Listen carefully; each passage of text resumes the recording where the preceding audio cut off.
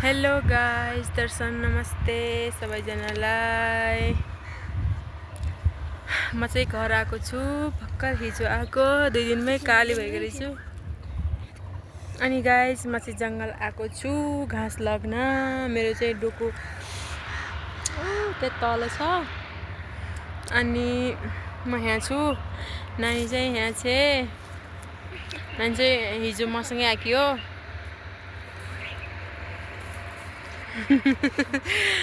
अनि हामी चाहिँ घाँस काट्न आएको। आँसी चाहिँ एउटै छ, उसलाई चाहिँ यसो देखाउन मात्रै ल्याएको हो। अब पाहुनालाई घाँस कटाउने कुरा भएन गाइस, हैन। अनि गाइस, मेरो अर्को साथी ऊ त्यहाँ तल छ, बहिनी ऊ त्यहाँनिर। अनि यो चाहिँ हाम्रो गाउँभन्दा पारिको गाउँ हो। यता 31 हो, यो 31 को रुख हो। खै त म किन बाङ्गाली? यो 31 को रुख हो। अनि हामी चाहिँ डोको भरिसक्यौँ गाइस, त्यही भएर हामी यो यसो उल्टो कुरो हो। यसो घुम्न आएको। यहाँ रहेछ यार घाँस, अघि तल यत्तिकै चारिन यत्तिकै। यो तितेपाती हो। यो तितेपाती त बाख्राले खाँदैनन्। खान्छन् हौ, हाम्रो बाख्राले खाँदैन। नि।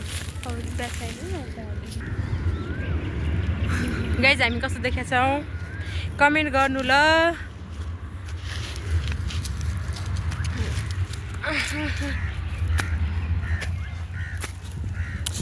यहाँ रहेछ यार घाँस, कस्तो घाँस रहेछ यार, अघि तल यत्तिकै काटिन। अनि गाइस, हामीले यहाँ जङ्गलमा चटपट ल्याथ्यौँ अनि त्यो पनि खाइसक्यौँ।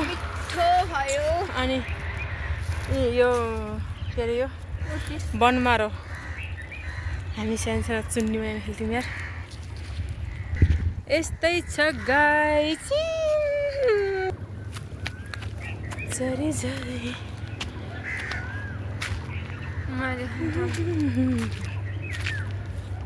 लोटस तललाई भिड्छ। भिडमा मैले फेरि कपाल काटेको हो।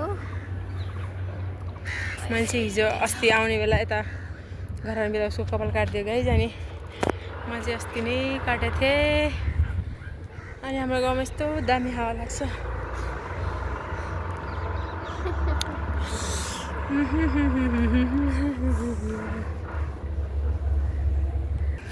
अनि गाइस, म हजुरहरूलाई एउटा चिज देखाउँछु। यो चाहिँ हाम्रो गाउँमा पोखरी बन्दैछ। यस्तो स्टाइलको पोखरी हो यो। पोखरी हो, आउँछ भूत कसैको नहुन। अनि चाहिँ हाम्रो गाउँको पानीको ट्याङ्की हो गाइस।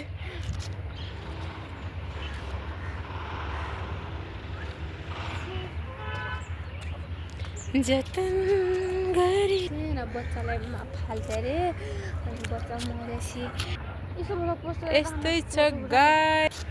अनि हाम्रो भिडियो चाहिँ यति नै गाइस, यहीँनिर स्टप गर्छौँ। बाई। हामी चाहिँ डोको भरिसक्यो। अब हामी घर जान्छौँ, रात पर्छ, घर गएर खाना बनाउनु पर्छ। By by.